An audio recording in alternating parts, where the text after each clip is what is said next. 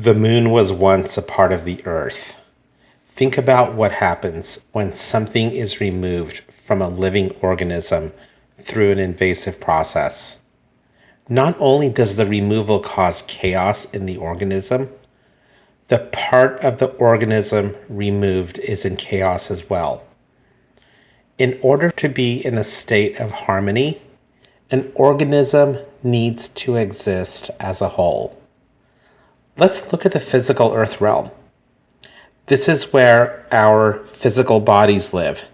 This is where we are presently experiencing our spirit life journey. On the surface, we are surrounded by chaos.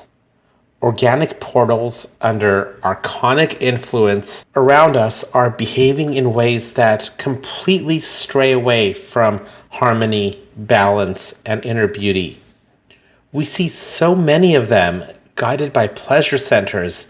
They seek short-term gratification, and they exist in the absence of divine purpose and destiny.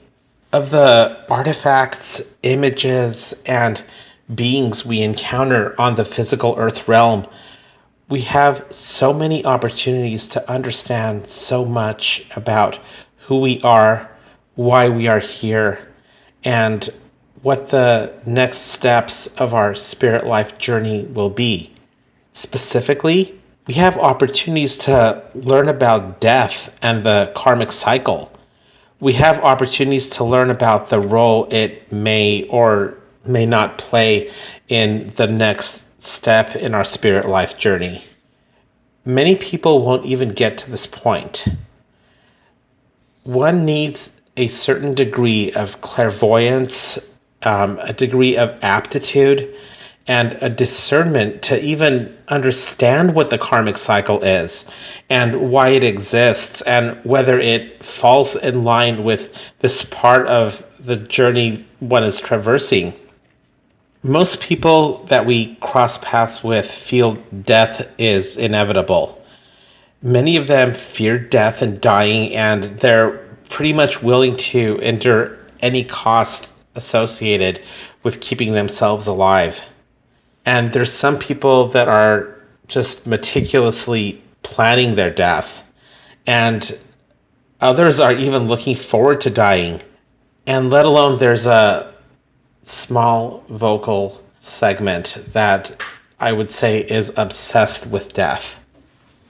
The moon is a very important and iconic symbol of the role death and reincarnation plays in our spirit life journey.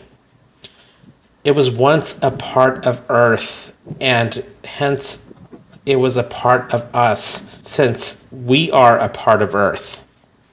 When the moon was separated from Earth, it died and it turned into a corpse. Since we are of Earth, the moon represents a part of us that has been removed and left to die. When an organism dies, it begins to decompose. It changes color and appearance. It no longer bears the luster of a living being. It no longer resonates with the life energy that living beings embody. And it is feasted upon by nature's decomposers, which include microorganisms, insects, worms, scavengers, and mushrooms, to name a few. That feast only ends when the deceased fully decomposes and becomes a part of Earth. The moon is in the process of decomposing.